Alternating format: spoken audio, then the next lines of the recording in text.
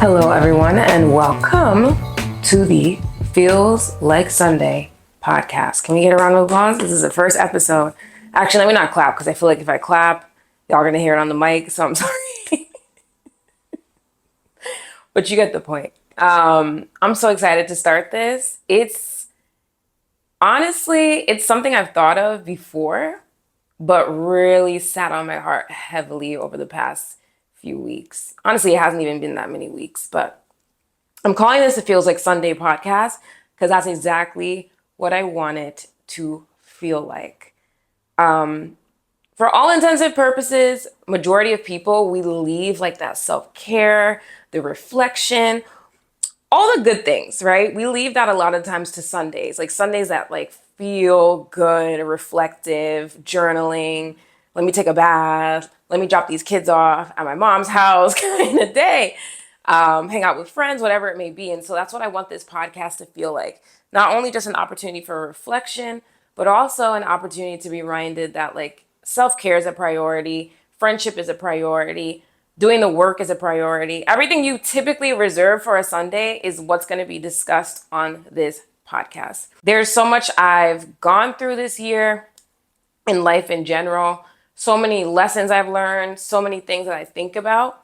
And I feel like this is a perfect platform for me to really come to terms with what's going on in my head. I'm excited to start this. I'm excited to just do this, like pull my full energy, mind, and heart into this because I've been thinking about it for a minute. And the only thing that's honestly been holding me back is fear. So welcome to episode 1 of Feels Like Sunday podcast.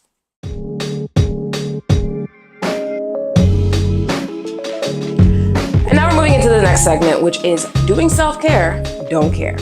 And the ideology behind it is that I want to share with y'all forms of self-care, which I engaged in throughout the week, throughout the month, or just recently, where I was so unapologetic about it. It was needed. I cut off what needed to be cut off, and I did not care. And so that's why it's called Don't Care, Doing Self-Care. Because sometimes you just can't care. You just got to jump into the self-care. It doesn't matter what appointment you had, who needs your help, who needs you here. If you don't prioritize self-care, you will literally go insane. And so that's what this segment is about. And for me personally, the way that I've been unapologetic with self-care is for the past like 2 months or so, I've been feeling really weird about content creation. I don't know how to describe it, but everything felt so weird. It just felt weird. And I'm not talking about the brand and content I did. I always make sure that I choose brand deals that feel genuine to me or else it's just not going to work.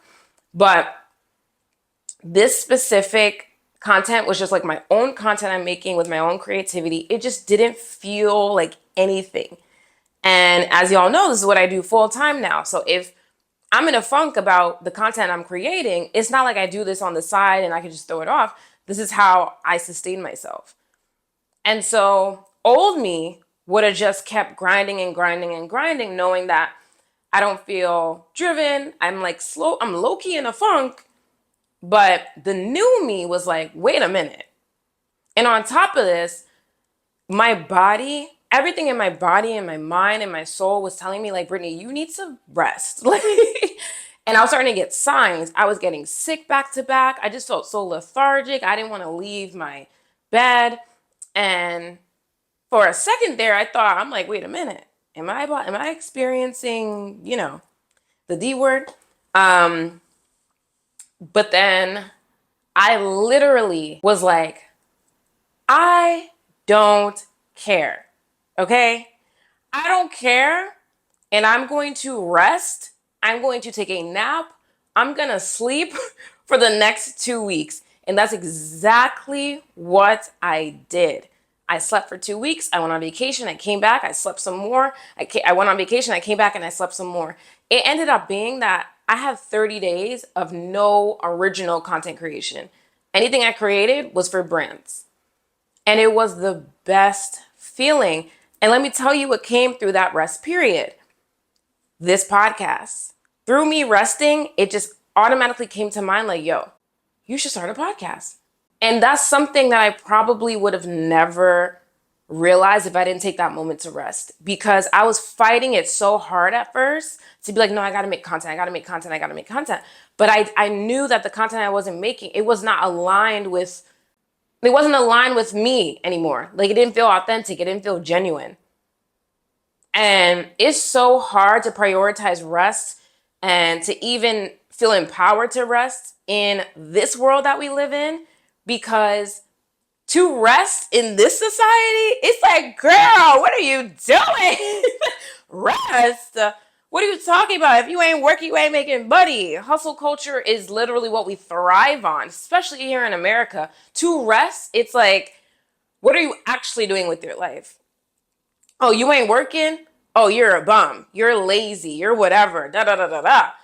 But at the end of the day, the most radical thing you can do in your life is rest, because some of your greatest ideas and projects are going to come from that moment of silence, that moment of just like peace that you get, you know? And the reason why you want to be careful of pushing yourself to keep working when you know you need to take a rest and you know you need to care for yourself is because a lot of times, whatever work you do when you know you're supposed to be resting, when you know your body just is, your mind is just so clogged, the work you're doing 9 times out of 10 is out of fear, it's out of anxiety, and it's out of ego, which means it's not aligned with your purpose and more than likely going to be a waste of your time anyways. Because you could end up making a large investment with your time, financially, whatever it may be. And on the other side of that is just pure foolishness, because it wasn't rooted in anything but negative, fleeting emotions. And so, like I said, previous me would have 150% just went ham and started going crazy. Like, I would have looked at my need for rest as laziness, or I'm not working enough, when I couldn't even. But now I look at it, I'm like, girl, your body was, if you only knew what was about to come out of that rest period. And that's literally this content that I'm making here for the first time in a very long time feels authentic. It feels genuine. It feels purposeful. It feels creative. And I haven't felt that in a minute. So that is my don't care doing self-care.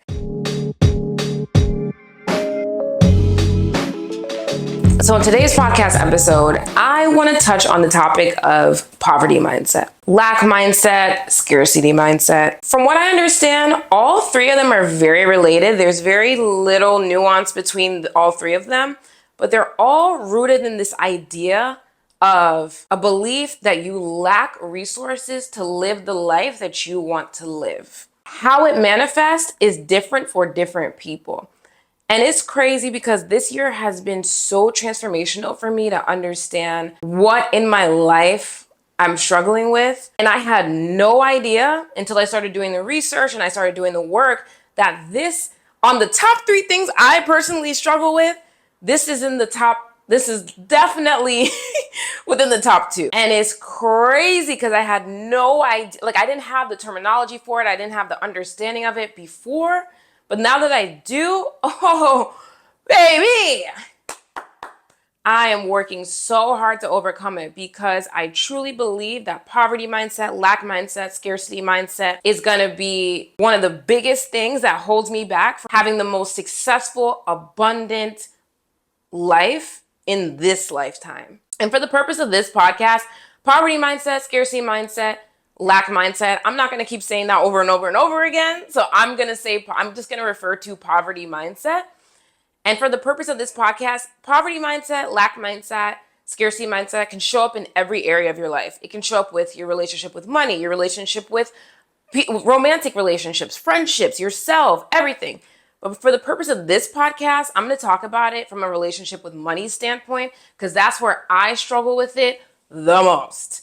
And that's where I feel the most well-versed in it. So I'm going to be talking about poverty mindset from the perspective of relationship with money. And so again, poverty mindset is all about this idea that you have limited resources. So therefore, you restrict yourself to an abundant life. And so how that shows up with a relationship with money is that your relationship with money is very restricted. So it can manifest in 2 different ways.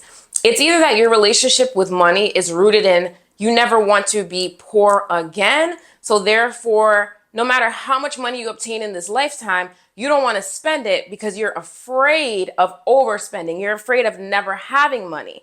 And so you are literally restricting yourself from a beautiful life, even though you have the money, because you don't want to lose it. You don't want to overspend it.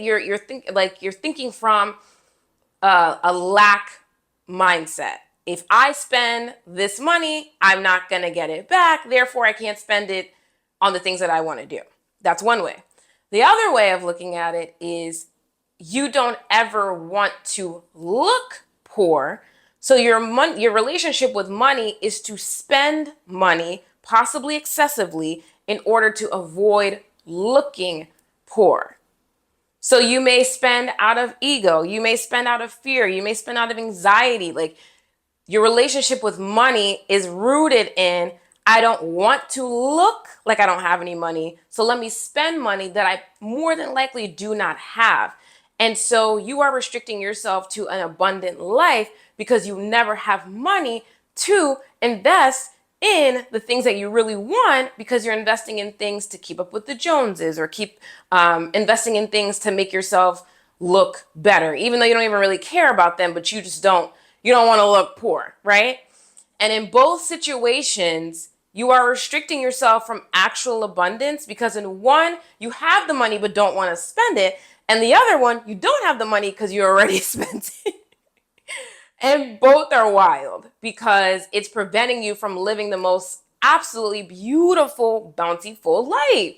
And for me, I definitely I fit in the bucket of not wanting to spend money, because I have this irrational fear of never having money, of losing money, of not being able to do what I want to do.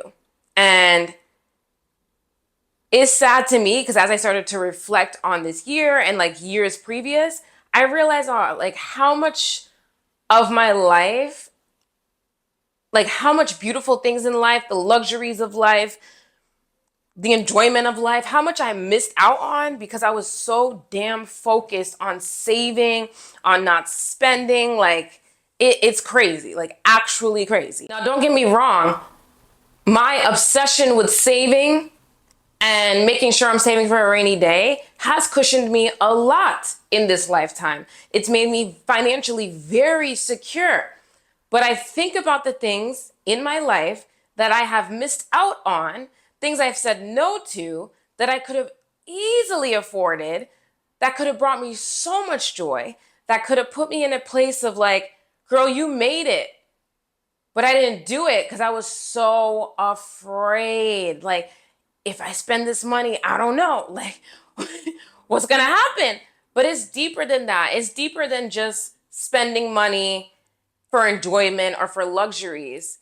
For me personally, I can't speak for everybody that's going through this, but when you prevent yourself from spending on things that you know you deserve and things that you know that you want, that could be getting a nicer car that you can afford. That can be getting a nicer apartment that you can afford. That could be going on that vacation that you can afford. All of these things, when I restrict myself from those things, it's coming from a place of, I don't feel like I'm worthy. That's really where it's coming from.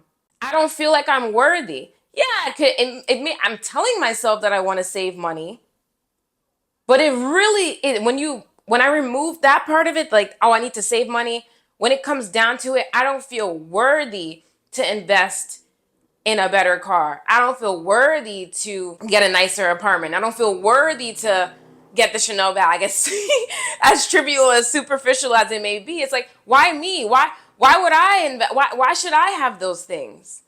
And it's crazy because I never saw it like that, but that is absolutely what it's rooted in for me. And so overcoming poverty mindset for me is not just about, okay, I'm shifting from this place of being obsessed with saving to now, loosening up my pockets a little bit more so I can enjoy life.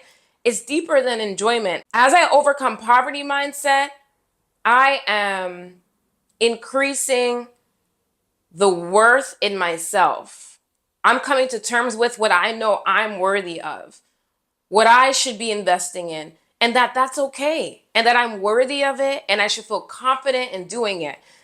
Like, it's deeper than that. It's so much deeper than that. And I have so many examples in my life where I missed out on enjoyment because I was like, no, I can't spend this money. But I look back and I'm like, damn.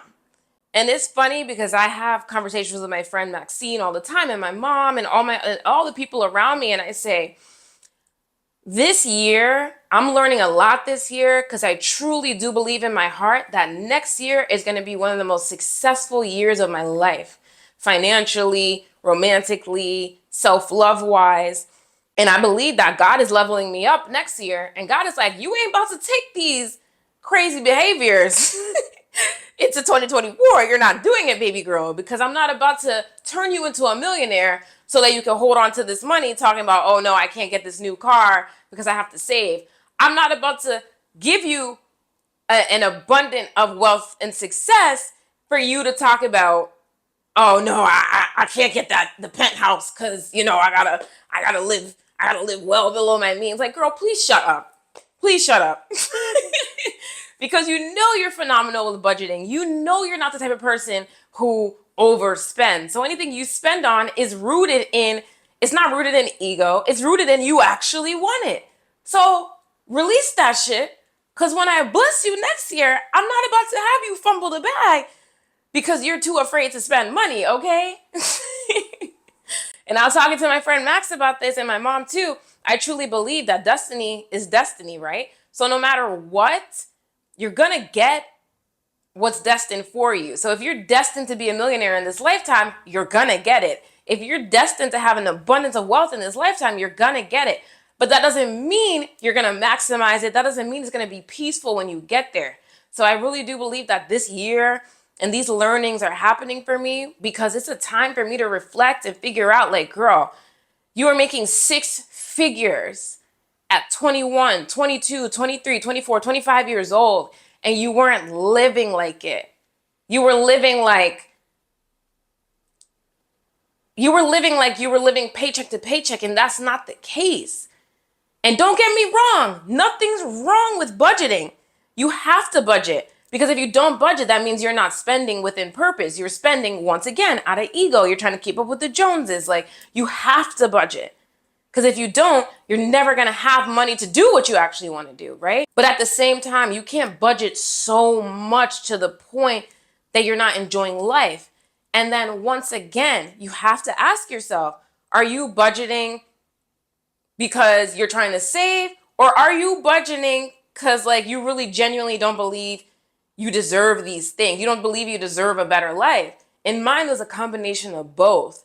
And so I'm trying my best to be aware of these behaviors because I refuse to bring them into this next stage of my life. I refuse. And it's crazy because if I didn't recognize that this year, I would come into this abundance of wealth and prosperity and success and still be rooting myself in unworthiness, rooting myself in extreme budgeting, extreme saving to the point where I have all this money and I'm not doing nothing with it because I'm afraid to be poor. I'm afraid, And so these irrational fears really held me back.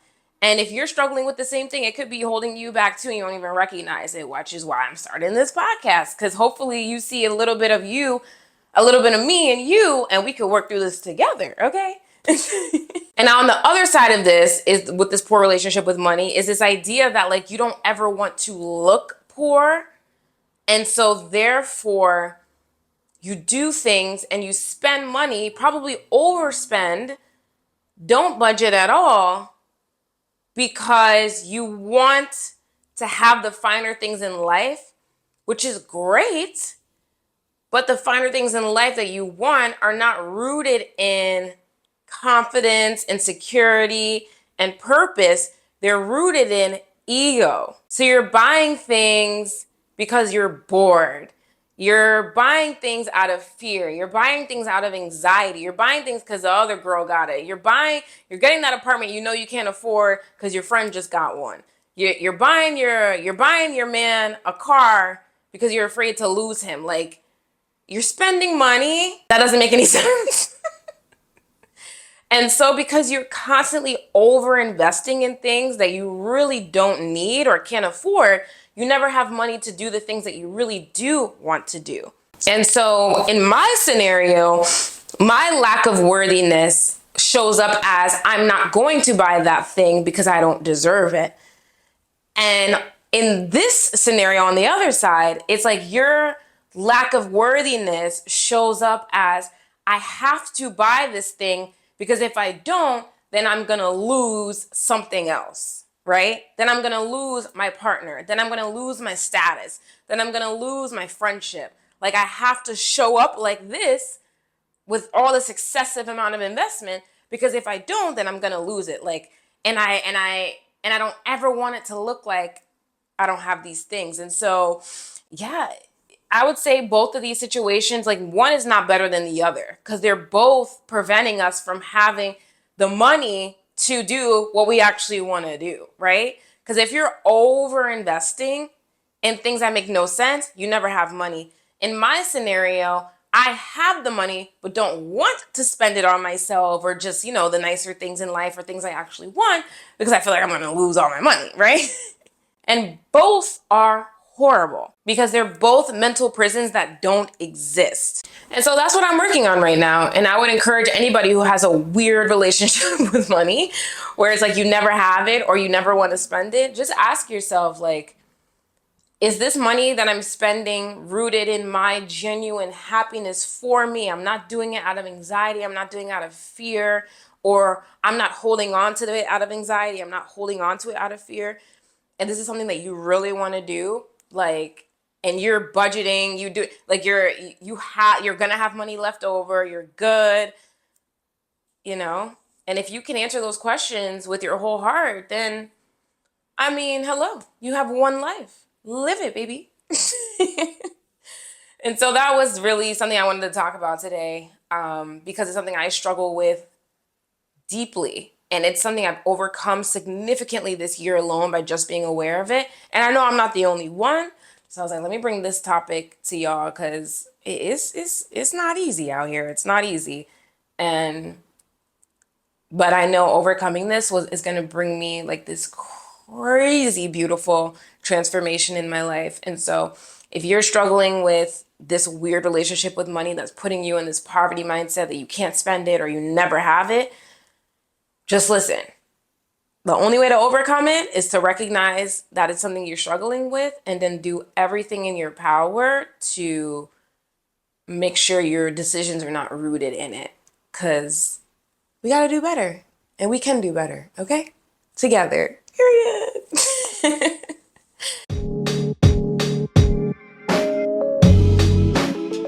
And so in every episode of the podcast, I'm going to have at the end an Ask Brittany segment where y'all could ask me anything. It could be a question for me, a question about life in general. If you're going through something and you want my opinion on it, I want to help you. And so I'm always going to have like a call out on my story. But if you go to my Instagram profile and click on the link, and in there you'll see like an Ask Me form. In that form, it's completely anonymous. If you ask me a question or ask me for advice, I don't know who you are. I don't know where you're from. It literally just pops up with the question and that's it. And so if you want to ask me something anonymously, you absolutely can. So the first question here is, should women spin the block in intimate relationships with a man? Ooh, that is a good question. And for anyone who doesn't know what spin the block means, it's basically you were dealing with a person either in an exclusive manner, so y'all have a relationship or whatever, or you're dealing with them possibly inexclusively in the situationship, but you were dealing with a person and then y'all decided to cut it off for whatever reason. Spinning the block is coming back around and getting back together again, trying one more time. Now, this person didn't give a scenario under which why y'all broke up, so I'm just going to use a general case scenario. I personally think that spinning the block is okay. getting back together again with somebody who you were in a relationship with is cool. But my caveat to it is that you need a considerable amount of time to go by before y'all try again. And the reason why I say that is because it's so easy to get back into a relationship because you're bored or you're sad or you're just honestly allowing like your ego to take over. You're allowing like, damn, what if they get up with somebody else? Like you just have all these anxious emotions running through you. And you do not want to start a relationship again, especially with somebody you just broke up with, based off of anxiety, based off of fear of losing them, based off of like just really superficial, trivial reasons. And so when you let a considerable amount of time go by, like 6 months to a year go by before y'all even consider that shit again, you let the dust settle a little bit. You let a lot of those anxiety-driven, crazy, chaotic emotions settle down so that you can think with a straight and clear mind instead of a mind that's just like, oh, but I want you back. Because it can get a little funky. So that would be my advice. That spinning the block is perfectly fine, like coming back, but make sure you don't spin that block the next week, okay? Let a couple months go by, possibly date other people, get to see what you like and don't like. But I think coming back to that relationship again very quickly can be it can be a bit chaotic if it's not done properly. And so to avoid that, let the dust settle. The last question is anonymous, and it is, do I have a boyfriend? I'm so stupid. The answer to that question is no. I am single. I am a single girl. Single girl. I am single. I am fairly newly single as of this summer. It was June that we broke up? But yeah, I was in a long-term relationship that literally we were together for like 94 years. And so yeah, I'm single. I am very much single. I do not have a boyfriend. And I've spent the past few months just healing through my breakup, and it's been beautiful. I think what was easy about this break, well, I shouldn't say easy, but what made this breakup not as chaotic as I've heard some other people's could be, is that it was very amicable. Very amicable. There was no beef. There was no negative, harsh feelings. It was just like, listen, yeah. And so to answer your question, yes, I am. Sorry, to answer your question, no, I do not have a boyfriend. Yes, I am single. Single girl. I'm so excited for what this podcast is going to be, what it's going to become. But even beyond that, this is just a dope opportunity for me to just tell y'all what I've been going through, what I'm working through. And if there's ever a topic you want me to talk about, again, fill it out in the form because I'm happy to do that. But thank y'all for listening. I appreciate it. If you got to the end, make sure you support by just sharing, engaging, and I will see y'all in the next episode. And may every day feel like Sunday to you.